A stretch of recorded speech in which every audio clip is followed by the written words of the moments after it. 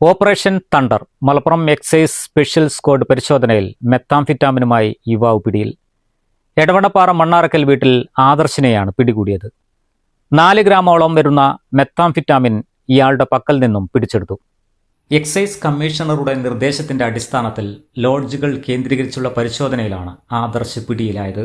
Malappuram excise enforcement and narcotic special squad inspector Jayesh കുമാറിന്റെ നേതൃത്വത്തിലായിരുന്നു പരിശോധന. ആദർശിന്റെ സംഘത്തിലെ മറ്റാളുകൾക്കായി അന്വേഷണം ഊർജിതമാക്കിയതായും എക്സൈസ് സംഘം അറിയിച്ചു.